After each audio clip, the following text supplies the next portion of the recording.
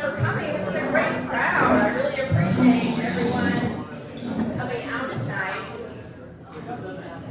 Feels like actually a nice warm night, sort of. Warmer than it's been, so I appreciate everyone being here. We have a fabulous lineup tonight. Our topic is losing my religion. So just cue the song in your head, if you will. We were going to cue it up, I forgot, but cue the song in your head for losing my religion. This is our second to last one of the season. We have one more in May. And if anybody is interested in like pitching some topics, we have a committee that kind of gets together, but I'm always interested in like adding feedback. So if anybody's like, I'd really love to do this topic, we're happy to add it to the basket. If it doesn't get in this year, it might get in next year. So just something to think about for the future. So welcome everyone. We're so glad you're here tonight, whether you came for the stories, the food, the sake, the hamantashen, thank you. Or maybe just because you're curious about tonight's topic, which is a great one. We're just welcome you here, and you're in the right place. We've invited some familiar faces to step into the role of Maggid, which is storytellers, who will share personal, powerful, and maybe even surprising insights. Through their stories, we'll explore the rituals, responsibilities, and connections this tradition brings to Jewish life and community right here in Lexington. So everyone's grabbed a seat, which I appreciate, and get ready for some wonderful storytelling. Please, thank you to Void Sake for hosting us. We're always so thrilled to be here, and we thank you. Make sure you tip your bartender, and please feel free to go up during the storytelling and get some more drinks and some more food. It looks great over there. Okay, so let's raise a glass to the storytelling community and the power of sharing our traditions. I'm going to bring in our committee chair and storyteller extraordinaire and MC extraordinaire, Susanna Royman, to get this program started.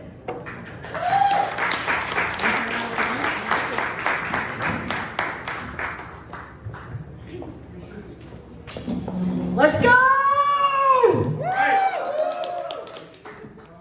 Yay for Jays! Jews or Jesus. I don't know. We're going to talk a lot about it. Yeah. So, let's keep it going for Saki, for Boyd Saki for having us, and for yourselves for coming out after dark, and not staying home and watching Survivor. I totally appreciate all of that. And so our first storyteller this evening is Maggie Levine Shuley. Is a transplant from Cincinnati, Ohio. Works as a graphic designer for a commercial printer in the Lexington area, which is actually good to know because I don't want to use AI. All right, and she is currently the vice president of Temple out of Israel. That's like a BFD. And she lives in Georgetown with her husband. So she came here from Georgetown, props. And with her husband and two kids, Augie, age 9, and Lily, age 6. And she's also one of the better dressed people in the room. Yeah, so come on up.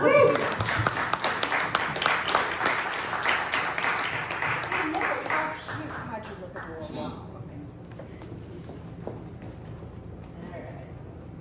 So the year was 2000 and I was a senior at Vivian Hill High School in Cincinnati. My best friend and I were working together on our senior project. I had heard about this trip called March of the Living from a few people in a leadership role at the Jewish Federation of Cincinnati, as well as through a mutual friend who was the JCC camp director at the time. I was intrigued, so I researched the trip and presented it to my friend. She immediately wanted to go as well, so we approached our school principal and teachers about the trip. To our surprise, the school not only allowed for us in this school to head to Poland, but they also let us use this for our senior project.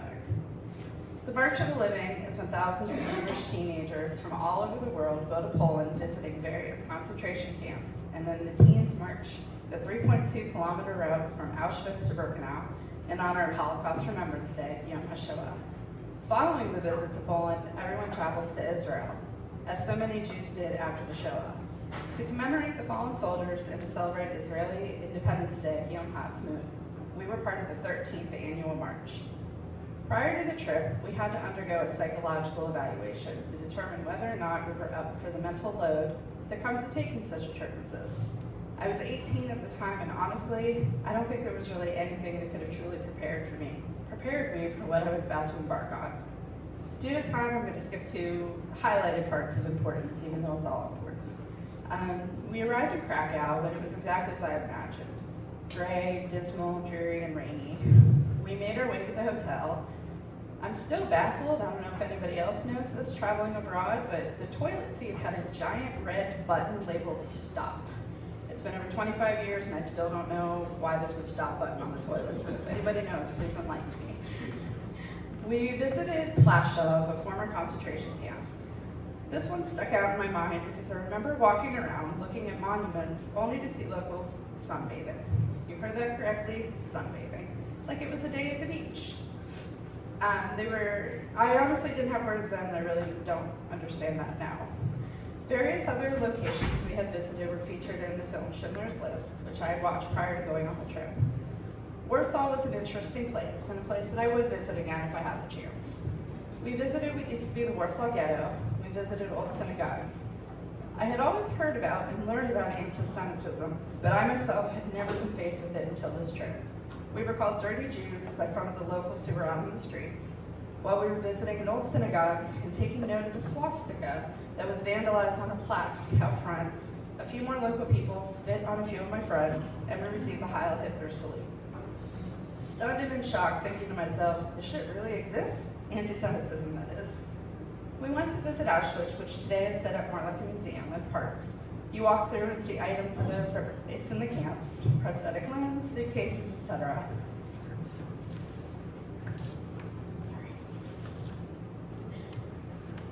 One of my friends on the trip, his name is Phil, and he wasn't super emotional the whole trip, and he even said he hadn't cried up until the point we went to Auschwitz.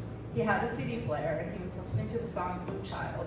That song became my group's declaration of survival and our anthem for the remainder of the trip. If you know the song. Ooh, child, things are gonna get easier. Ooh, child, things are gonna get brighter. Someday, we'll walk in the rays of the beautiful sun. Seemed fitting since we were all free to do so, but so many sadly were not. I still can't listen to that today without being transported back to Poland. We visited Treblinka and a few other camps. The final camp we visited was the final camp that about broke me, Majdanek. I don't remember ever really learning about this in school, etc.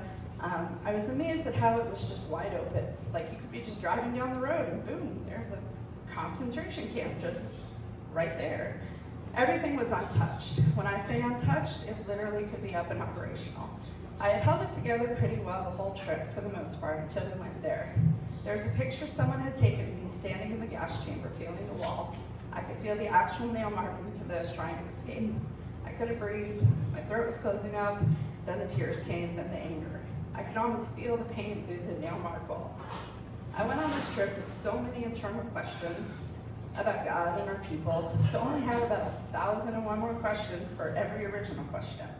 This almighty God that we have learned about since birth was supposedly there with his people during this time. Where was God? I certainly didn't see where God could have been. This is a mindset that so many survivors have had and scholars as well, or so I've read. In my opinion, in that moment, where was God? How could this happen and why?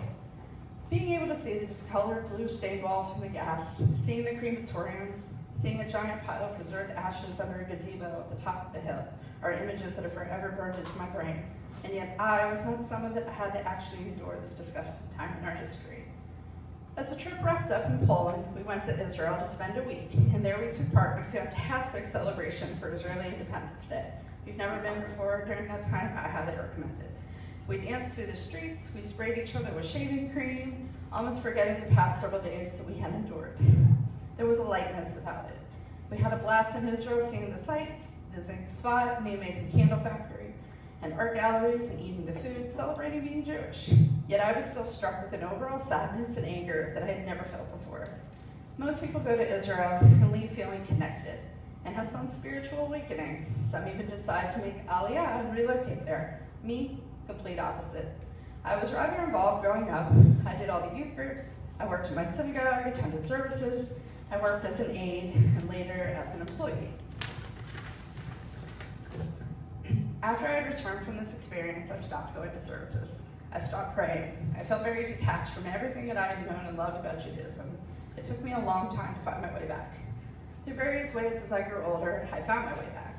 I went back to Israel in 2007 on a birthright trip, a group short through the Jewish Federation of Cincinnati, when I was about 25. I turned 26 while in Israel and climbed Masada on my birthday, which is pretty cool. I found ways to volunteer, to lead, and to get involved. I worked for the oldest Jewish newspaper in Cincinnati, the American Israelite. I worked for my synagogue, Addith Israel congregation. I taught Hebrew high school, etc. I slowly started getting back into the community, and through all of that, I discovered my love of Judaism all over again. Today, I'm so proud to say I'm Jewish. I'm vice president of my temple, about to become president later this summer. My kids are enrolled in religious school. We celebrate all the holidays and rituals, and we talk about them. My non-Jewish husband is also very involved, which has been wonderful and in ways has strengthened us as a family and our marriage. So one may ask if I'm still angry with God. Honestly, I don't know. I don't know that I ever will truly be content with having unanswered questions. I realized that instead of being angry or looking for ways to be able to come to terms with what I saw and felt, I need to do something about it. Whether that be by discussing my trip with other people, helping to educate, volunteering, being an activist for important issues, and standing up against hate, especially today with what's going on in the world. Being an advocate for those that no longer have a voice is a powerful thing. The name of the trip really makes sense to me more now as an adult. March of Living from Darkness to Light. Our stories are not just memories of the past, they can also help to shape our future. They teach us how we can educate, how we can connect. I'm constantly learning how to be a better Jewish woman and to find my voice and find my place in the community and the world. I promise to keep learning, to keep contributing, to keep showing up and doing what I can to make a difference. I also hope that my own children continue to learn about who they are. I hope they always stand up for what's right and show up for their friends and their family and their community. No matter how small they think they may be, one can always help to make the world better, now as kids and as they continue to grow into adults. Thank you.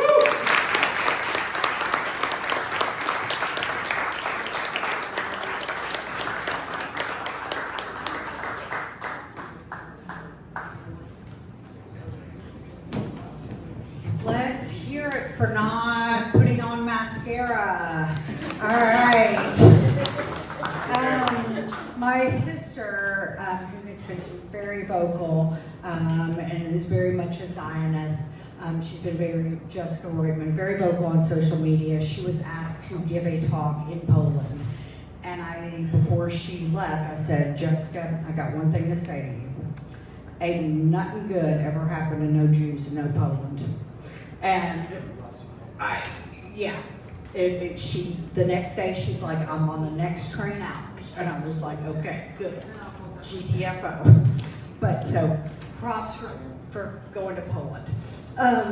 So we have Eric, who is an AI entrepreneur and idea explorer who loves bringing new things to life. For example, 2 children.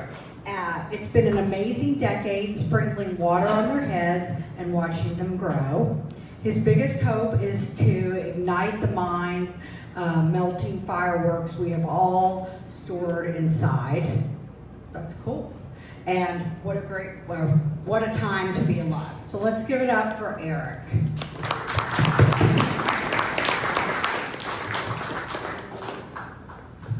Susanna, Maggie, that was lovely, and they got me.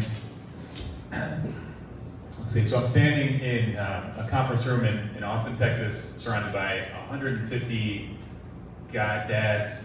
Picture them in athleisure, like watching this presenter up on stage, and I'm trying not to cry, sort of like now, honestly, because there was I'd been at this conference for a few days, and there was something that was sort of happening, bubbling in me that I was trying to work through.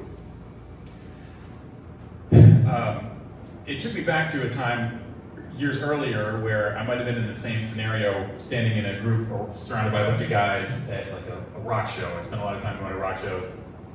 And I felt there was a connection between those moments where in my mid-20s, if you'd have caught me at a rock show that I really, even a band I truly loved, I'd probably have my arms crossed like this, and I might be getting into it a little bit, but not fully committing in a way where there was something I feel like I was holding back. I was holding back somewhat. It was sort of like there was a vulnerability tax that I didn't want to pay. There was just something that I was not getting through all the way in that time of life. And there's that part of me that was inside. And so this was just, back to being in Austin in this moment where this man was telling his story that I was finding super compelling, and being in this group was somehow very compelling. But I was still wrestling with that other part of me that was not ready to fully commit. So I think about the first day of that was the third day, the last day. But the first day of that conference, when I got there, I was sort of skeptical. There was still that part of me that was wanting to be there with my arms crossed, not really totally getting into this personal development seminar, whatever it is. It's like this group that's all about entrepreneur dads who get together and try to, oftentimes the typical picture of these guys is that someone had a lot of business success at the expense of the things that they realize they actually care about a lot more, and they're trying to sort of deal with that, trying to have better relationships with their children, better relationships with their wives, with themselves. And so that's the idea, which I could get. I felt great about that. I could get behind that. At the same time, showing up in person, it just felt like hard not to feel skeptical. Like, is this going to turn into like a coaching upsell? Like, or what is really happening in this room?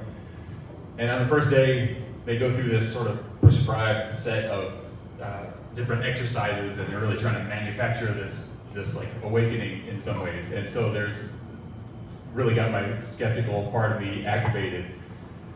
One of the first things that we did was the group separates into two sides, and so you end up with one side, the guys close their eyes, and then the rest of us, me included, you go and find a guy, and then you embrace them, you hug them. And it's not just any hug. You're sitting there hugging for 5 minutes, which felt like, at that point, I'm just physically uncomfortable. This whole thing just starts to feel like, this is just, what is this scenario we're trying to cultivate here? This is ridiculous. And yet, at the end of it, I was like, okay, I paid my money to be here. Okay, I'll do this, whatever, I'll do my best. It's finally over, and it turned out one of the guy that I ended up partnering with did a share. They do the share around the room. And the guy that I embraced was a pretty stoic guy, but he said this is gonna make me cry. He said that the hug that we shared was what he always wanted from his dad, who was just not capable of doing that, extending that to him. He was distant. And that really started to feel like, okay, as manufactured as this whole scenario is, there's some real things that can happen here. I started to feel a little bit better about being part of this and feeling like I could open up and be part of it. At the same time, feeling the skeptical part of me. So it's back and forth. Day 2, same thing. It's sort of back and forth, going between these different modes of being like, can I really be here? Is this nonsense? Is this real?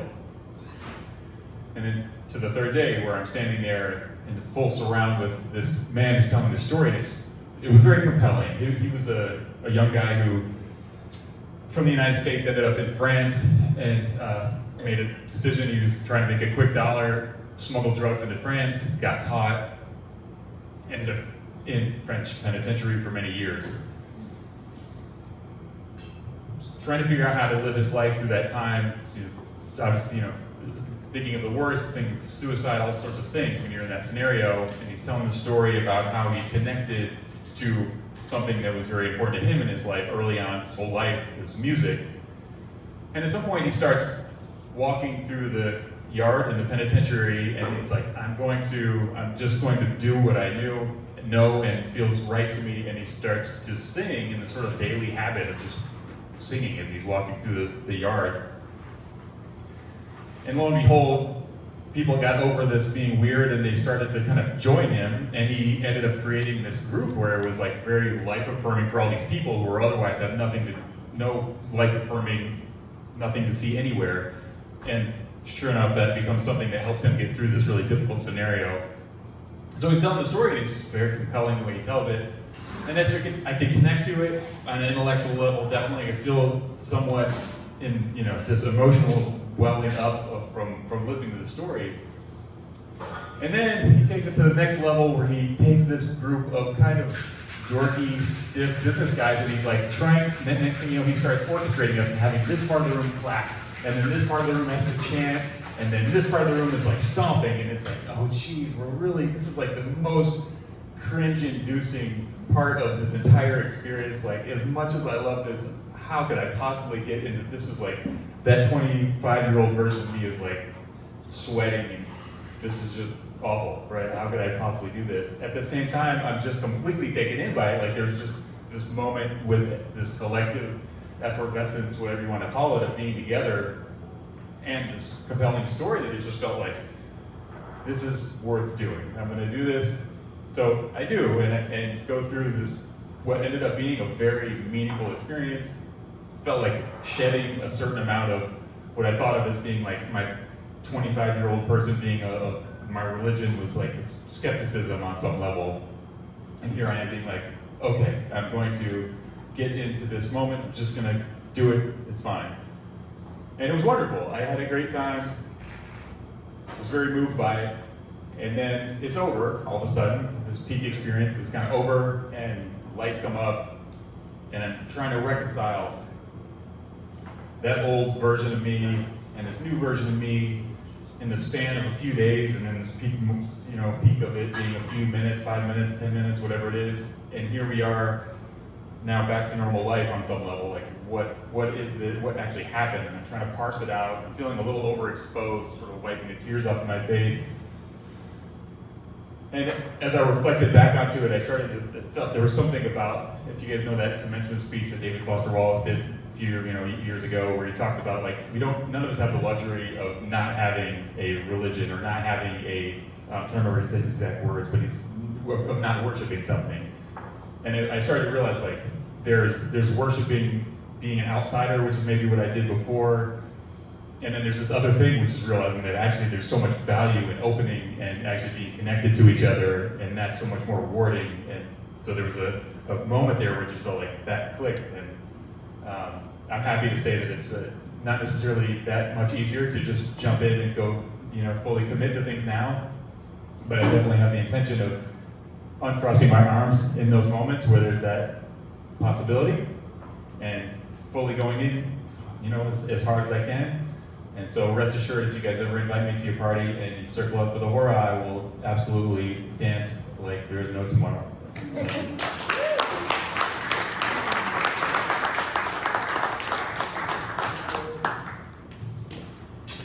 Let's give it up again for Eric. Who's going to karaoke after this? I said, who's going to karaoke after this? All right, let's go. All right, so our next storyteller is David Parcel. He is a first-time storyteller. He's originally from Southern California. He's lived in Kentucky for 20 years, works in IT for K through 12 schools, and is married to Alona. We all know Alona. But I would also like to say another thing about David. He is an amazing photographer. If he ever wants to not do IT, he could be an absolute concierge travel planner. And mainly, he makes my best friend happy and smile. And we won't talk about the other things because your parents are here. And but he is, and he does all the taping for us, and he is, in a word, he's a mensch. So let's welcome David to the stage.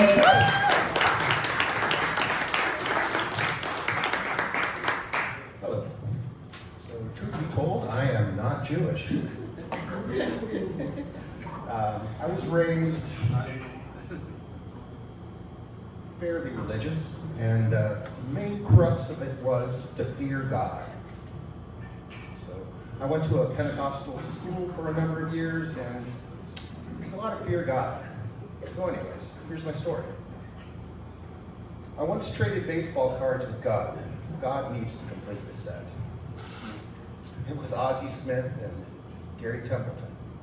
I got the short end of the stick on that one, much like the Padres did in the same trade in 1982.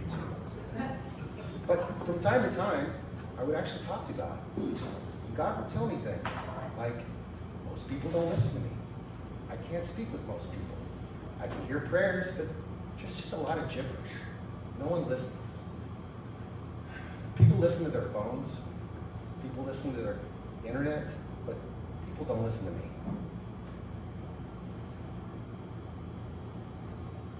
Maybe if I had an app, they'd listen to me. I'd quit back, ask Alexa, or hey, maybe you should have a TikTok account. I'm overwhelmed by an immense and deafening silence. I listen, and I listen, and I listen, but nothing. It seems as God has truly left me this time. I should have known that God does not like TikTok. I changed the name of my Amazon device to God in hopes that God would answer me, but there was no answer. It only confused my Amazon device, and I changed the name back. Apparently God does not like Amazon. Annoyed and half asleep one night, I hear, "You have the show here, Tommy Whittington." I slowly rouse myself from sleep and say, "God, you know, I do not even own any baseball cards from this century. But I do say, I do have all of the cards from the Big Red machine," to which God scoffs. "The Reds will never win another World Series, and 1990 was a fluke. Plus, I already have all those cards." And so I reply, "Well, what about a win for San Diego then? Is that possible?" An omnipresent no echoes. "God loves the Yankees. God loves the Yankees." What the fuck, God? So I do the natural thing. I offer up my Thurman Munson rookie card. Look them up if you know that one. Oh, wow. But I ask myself, why am I still playing this game? God is intrigued by the card's immaculate condition and takes it up for consideration. Then God states flatly that Steve Garvey was the only reason the Padres ever made it to the World Series in '84. And immediately thereafter, a Steve Garvey 1984 Topps number 380 card floats to the ground. And upon landing, it elicits an incomprehensible word. I still ponder what that word meant. Was that God's autograph? It probably just meant I got the short end of the stick again. For years, I tried to forget that I ever spoke with God, and let alone that I ever traded baseball cards with God. Then one night, in that transitional stage between waking and sleeping, God asks me how I've been. "Empty," I say, without opening my eyes. "I've missed you, but you already know this." "I know this," replies God, "and I also know you have a Mint-Berry Bonds rookie card." I shake my head and whisper, "God needs to complete this then." Thank you.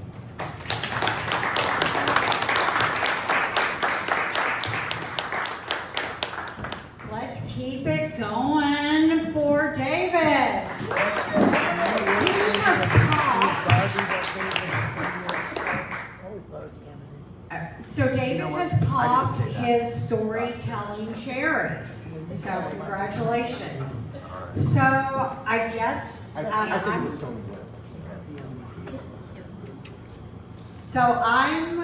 I'm the next storyteller. I guess I'm going to introduce myself. You all know me. I'm Susanna Reutman. I am a stand-up comedian. I have a monthly show that is the Early Bird Special. It's a monthly comedy show on Sunday. You're in at 6, you're out at 7, you're in your sweats at 8, and you're drooling by 9. So it is definitely for those who won't stay up late. So, but I will start this story. So the first prayer I memorized was the Lord's Prayer. "Our Father, who art in heaven, hallowed be thy name. Thy kingdom come, thy will be done, on earth as it is in heaven. Give us this day our daily bread, and forgive us our trespasses, as we forgive those who trespass against us. And lead us not into temptation, but deliver us from evil. For thine is the kingdom, and the power, and the glory, forever and ever. Amen. I grew up in the 70s and 80s in Richmond, Kentucky. I hated being Jewish. And I hated it because it was the worst of all worlds. I wasn't allowed to go to church with my friends. And again, Richmond, Kentucky, 70s, 80s, there's like 4 Jewish families, maybe. But my parents were either too busy, too distracted, too exhausted, in my mom's case, too drunk, of blessed memory, to drive the 25 miles north to Lexington to actually be a part of a Jewish community. So I felt alone. And I made myself a promise that when I turned 18, I was gonna get a Christmas tree, I was gonna sing Christmas carols, and I was gonna go to church. And that's what I did. So I had my dorm room, and I had the biggest and brightest Charlie Brown Christmas tree you've ever seen. And I started dating a Christian, Oliver. Lona was there for all that. Oliver was Episcopalian. He sang in the choir at Good Shepherd. And like any girlfriend who was not secure in her own identity, I just followed him around, which meant I went to church, to Good Shepherd, every Sunday. And I loved it. I loved the structure of the service. I loved that they handed you a program so you could follow along. The sermons were thoughtful while being mercifully short. And no one seemed to care that I was Jewish. Or if they did, they didn't say anything. And for the first time in my life, I felt a part of a religious community. I felt free, and I felt unconditionally loved. But I wasn't 100% sold on JC, Jesus Christ. But I mean, minor details, right? Minor details. But then there were these like not so minor details. Like, I thought if I became Episcopalian, I would have to get baptized. And then I would have to accept Jesus Christ as my Lord and Savior. And then I'd have to take classes to formally join and be confirmed in the Episcopal Church. And that terrified the shit out of me. Mainly I was terrified to tell my parents. Terrified. I was convinced that if I told them I was becoming a Christian, an Episcopalian, it would irreparably damage our relationship. So I talked to the priest, Father Sesame, at Good Shepherd, about my quandary. And I expected a hard sell on Christianity. I expected a pitch. Instead, he just listened. And then he said he would pray for me and that I should pray too. But there was one problem.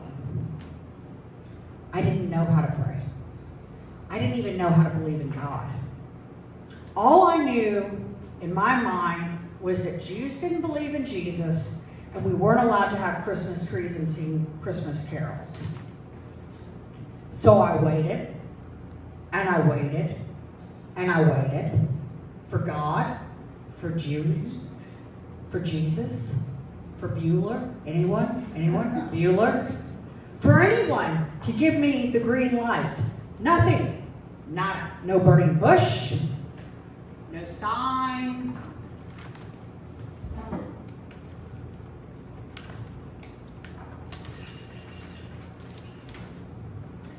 And somewhere in those years, decades of silence, I realized something.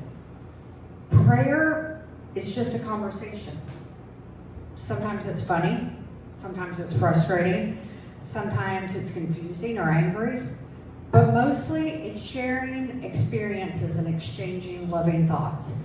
And it took me a few decades to realize I didn't need to be baptized or join a church to be unconditionally loved. I already had that love right here in Lexington, in rooms like this, and with friends like Alona and her family and her grandmother, Emily of blessed memory, who welcomed me into into their family and into an unconditionally Jewish loving family. And I realized that I could still have the biggest, brightest Christmas tree on the block, and I do. And I could sing Christmas carols, and I do.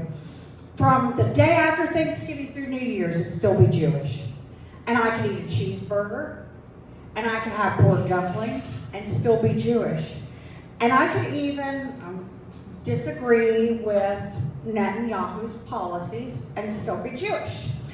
That the only person I had to answer to was me. And that was the green light I had been waiting for. Thank you.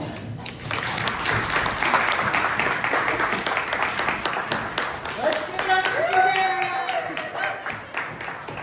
All right, so we have Chad, amateur. All right. We have Chad Elliott, our next storyteller. He is a writer, an artist, a cosplayer, and sometimes a musician who calls Lexington home.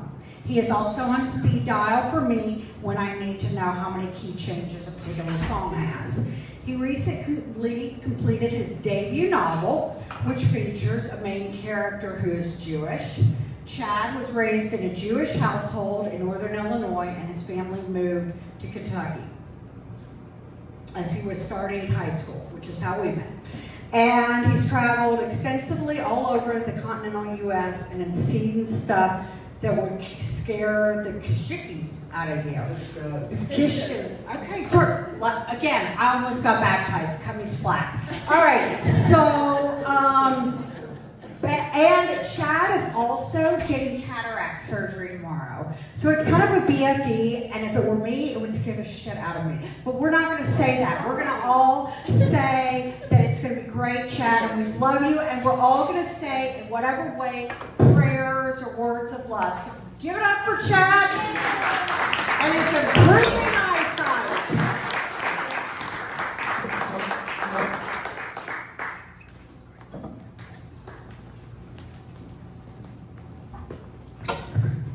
Thank you, Suzanne.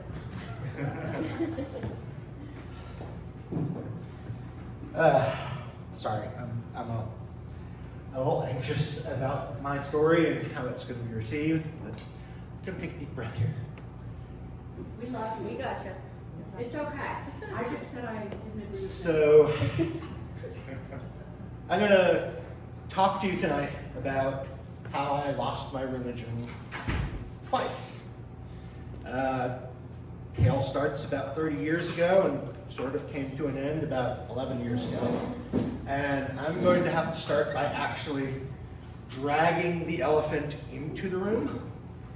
And I'm really hoping that you aren't going to think less of me after I've told my story. For most of a decade, I was a Jew for Jesus.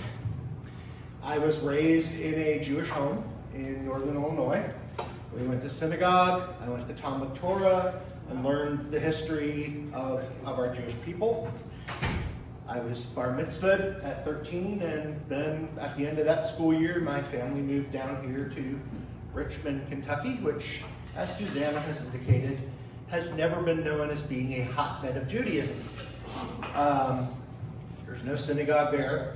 If my parents ever made any effort to learn anything about the Jewish community in Lexington, they never said a word about it to me or my older brother. After high school, I moved to Chicago to attend music school, and once I graduated, I moved down to Texas to be a band director. Everything might have been peachy keen except I really sucked at my job. I didn't want to suck at it. I wanted to be good at it, but it seemed like the harder that I tried, the worse things got. So I would end up going home after the workday and just crawling into my bed and going to sleep. On the weekends, I spent most of my time sleeping. Years later, I had a therapist look at me and go, that was a sign of clinical depression, son. So I wish I'd known that at the time. I did remember that I had felt safety and community going to synagogue as a kid, so I decided I was gonna find a synagogue. If I'd been a little less disconnected from Judaism at that point in my life, I probably would have recognized some signs in the ad in the yellow pages for the place that I picked. At the top of the ad, it said Messianic Congregation. And at the bottom of the ad, it said proclaiming Yeshua, the Jewish Messiah. I'm pretty sure I just said, Messiah. Oh yeah, he was in Fiddler on the Roof, okay. I figured out pretty quickly what it was. It was a place where there were Jews and non-Jews who were together worshiping Jesus, but they didn't call him Jesus. They called him by his Hebrew name, Yeshua.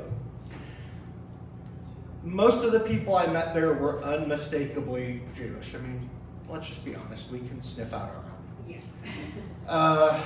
When they shared their backgrounds with me, I found that I was talking with smart, educated men and women who had been raised in Judaism. Some of them had come from Orthodox households. A couple of them had even attended yeshiva. Others had come from conservative or Reform families. And initially I went back to that congregation because even on the first meeting, I recognized something in the people there that I knew I didn't have in my life. There was some sort of peace and joy that they had, and I desperately wanted it at that point in my life. So I went back week after week, and for the first time since I was a kid, I started reading the Torah again. And I also started reading the New Testament. I was pretty skeptical of the idea of Big J being the Messiah, but I did come to really respect, as I read the New Testament, the care and compassion that he showed for poor people and broken people. And that meant something to me. Eventually, even though I still had a lot of questions, I was convinced enough to commit to following him. Now, in the Messianic Jewish community, many people live Jewish lives. For some, that means being Torah observant, keeping kosher. For others, it just means celebrating Jewish holidays and life events that they might otherwise have ignored up until that point in their life. Messianic Judaism isn't any more monolithic than normative Judaism. You can find all sorts of different Jewish people of different kinds. My work woes continued, and I really didn't want to be a band director anymore. And I definitely didn't want to be doing a job that just made me feel horrible about myself and the impact that I wasn't having on the kids I was teaching. When I mentioned this to a friend, she suggested that since I was musical, I might want to audition for the Liberated Wailing Wall. And I was like, what now? As it turned out, that was a traveling music team sponsored by a ministry that I would soon learn was infamous, Jews for Jesus. For the rest of the story, I'm just going to refer to them as JFJ because that's just a mouthful. The music team actually kind of seemed like a dream come true for me because, somewhere inside me there's still a 15-year-old kid that wanted to be a rock star. So I would spend 3 months in San Francisco rehearsing with my teammates, and then I would be on the road for 15 months performing in churches and Messianic Jewish congregations. My audition was successful, and eventually I would spend 3 years touring with the group. That could be like 9 other stories. Initially, though, it was going to be a while before the current team came off the road and the new one formed, so JFJ suggested that I come on board as one of their missionaries. So in the fall of 1999, I moved to New York City to begin missionary training. Now, all of the adult members of my family were born and raised in the Big Apple, so it just kind of felt like coming home. The training was pretty intense, and in a lot of ways would rival a graduate school program, particularly when it came to Jewish studies. I also trained in what JFJ is most known for, which is evangelism. We would go out on the street or down into the subway and hand out literature, trying to get Jewish people into conversations about Yeshua. Now, as you can imagine, most Jewish people were less than thrilled to see us there. Some would stop, and some of those conversations would get confrontational. It hurt my feelings to be insulted by other Jews, and sometimes I was pretty scared to go where I was sent to do evangelism. On one occasion, I was sent into Borough Park, Brooklyn, in the evening as Shabbat was ending. And that evening ended with someone summoning the police to escort me to safety. I was surrounded by a crowd of angry Orthodox men who threw me up against a bus stop enclosure. And after a box cutter was used to slice the straps of the bag that I used to carry literature, the blade was put against my throat, and I was told that if I ever came back, I would be killed. When I went back to our headquarters, my colleagues took this as a celebration, because in the culture of JFJ, they figured if you're getting a reaction like that, you must be doing something right. They had this whole motto that every knock was a boost. I didn't feel like it was a victory. I was kind of traumatized by it. And even though I was told to put on a brave face and praise the Lord, I had nightmares about this for years. I would wake up feeling that blade against my throat. Most of my life with JFJ wasn't anything like that, though. Most of what I did was meeting with people one-on-one or in group Bible studies. And the goal was to convince people, especially Jewish people, to believe in Yeshua. I found to my surprise that I was actually very good at listening to people. A lot of the people that I encountered over 8 years were pretty damaged people, and they were all carrying a lot of pain inside them. I sincerely wanted to help them, and even if I couldn't convince them to believe in Yeshua, I could see that it helped them just to talk about their lives with somebody. Over time, I started to see cracks in the belief system that I had bought into. Members of JFJ personally attend a wide variety of church denominations or Messianic congregations, but the essence of the group has been and remains evangelical Christianity. And at least in the US, evangelical Christianity is inextricably tied to conservative politics. When it came to this, I didn't fit, because I didn't hold to the two sacred cows of the evangelical movement. I'm pro-choice, and I believe then and now that the church's treatment of the LGBTQ community was in direct contradiction to the teachings that Christians claimed that they were following. This reached its peak because of the latter. On my caseload, I had a Jewish man whom I'll call Ben. Ben was gay and had been meeting with me to study the Bible for more than a year. He had given himself to Yeshua at a local Messianic congregation. And when it came to how we gauged the growth in faith of a person, Ben ticked all the boxes. Although I had never in any way encouraged him to do so, during one of our meetings, he told me that he was no longer sleeping in the same room as his partner. As a result of our studies together, he had decided that the Lord didn't want him sleeping with another man. My supervisor had an issue regarding Ben. Ben was an amazing guitar player, and he played with the worship band at his Messianic congregation. For context for what I'm about to tell you, many, if not most, churches or Messianic congregations will not allow anyone they believe is in active sin to serve in a public-facing role such as the worship band. Now, Ben had never had any discussion with the leader of the congregation about being gay, and my supervisor wanted me to tell him that he had to tell that leader. I objected to this because I thought that it would probably set Ben's progress back. Without consulting me, my supervisor called that congregational leader and outed Ben, and the leader promptly removed Ben from the worship band. I never saw Ben face to face again. In my last phone conversation with me, he told me that he understood that I had not been the one to out him, and that he was thankful for all of the things that I had done for him. I had a very angry talk with my supervisor, who just basically shrugged the whole thing off like it didn't matter. It wouldn't be long after this that I resigned from JFJ, but first came a period of introspection.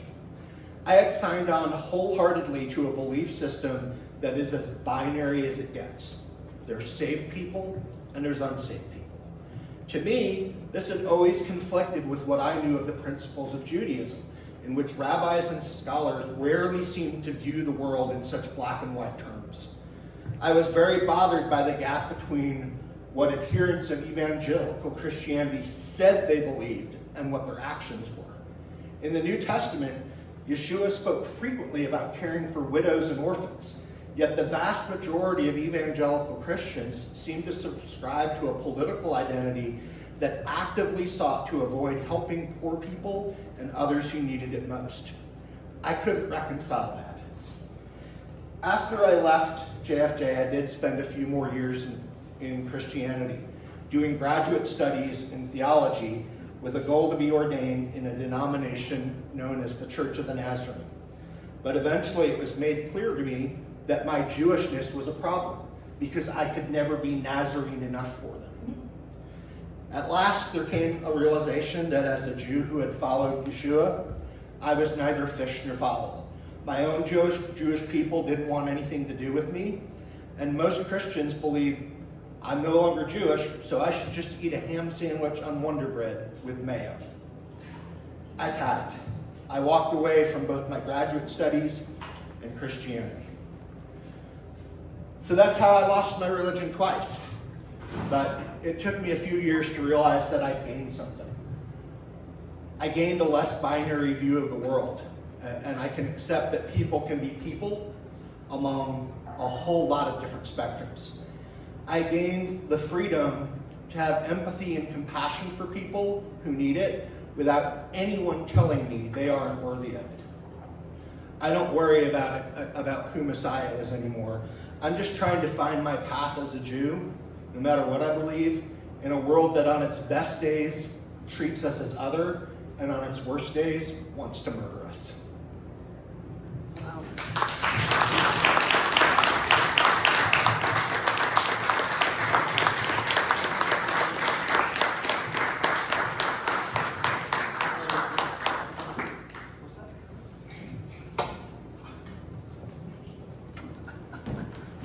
As you all, let's keep it going for Chad. So,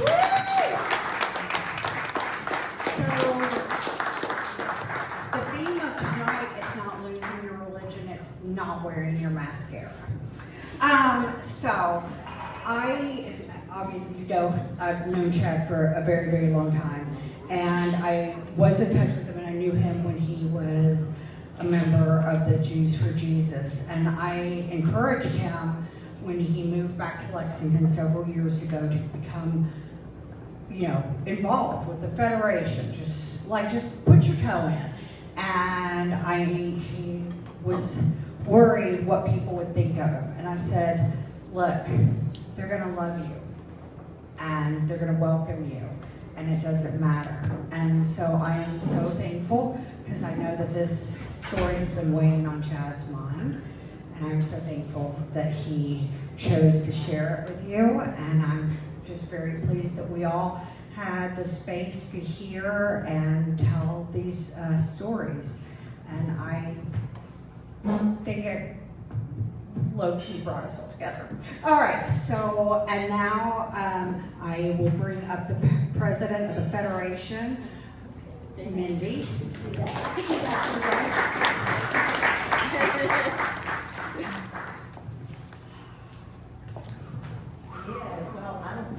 Wow, okay. Thank you all for coming. All of your stories were very inspiring, but Chad, wow. Okay. To be able to, for Susanna to be able to bring somebody to our community that will feel immense love from everyone, and once you're in our door, you're in our door forever. Yeah, we don't go anywhere. We just keep lingering on and on. But I just want to say thank you for everybody for coming out tonight. Thank you, Boyd Saki and Sean in the back. Thank you so much. You give us this space, and we get the opportunity to just be able to talk and be able to share these moments together, so we appreciate it. Alona, yeah, you know. Alona's on our board of directors, and she has made such an impact on this program, and we are just so grateful. We are looking forward to 2026 at the Federation and see what's coming, so we are super excited. Susanna, we've watched you grow in so many ways, and we are so grateful that you're here, also being a wonder Jew like the rest of us, so we appreciate you. And of course, thank you to my board members that are in the room, and my staff, our staff, and the Jewish Federation. We really, we just want to do things that the community wants us to do. So we're not coming up with all the great ideas. You guys are coming up with the ideas. Keep feeding us ideas, and we will find ways to make things happen. We do have some really cool stuff coming up. We have pickup basketball every other Tuesday, and that is at the Lexington Ice Center. And the next one is on March 10th. We have pickleball coming up every other Sunday, not this Sunday, but next Sunday. And that's at Pickle Lex right here, so it's right in the neighborhood. And whether you're a pro or just a novice in any of those sports, please come out, check it out. We're gonna have a good time. I feel so serious. Usually I'm like, hey, what's happening? We're having a party. Okay, so anyway, other things that are happening. Oh, wow, that's interesting. All right, get ready for Purim, because that's coming soon, next week. Wow, that's all right. So on Monday, March 2nd, you're all invited to Ohave Zion Synagogue, where we'll share a festive meal, dance, laugh, play together, and we're going to hear the Megillah. So that's pretty exciting. For those that have never heard it, all right, it's exciting. On Tuesday, March 3rd at Temple of Death Israel, with a cast of more than 30 community members, Maggie, we're bringing you the story of Esther, like you've never heard it before. Heard it was a little raunchy. Rogers and Hammerstein inspired sound of musical spiel, promises to be one that you will not forget. Enjoy a drink and a nosh while you boo, Booey booey? Amen. All right, sounds good. And we're going to cheer for, who we cheer for? Hello, Purim. We're cheering for Esther, right?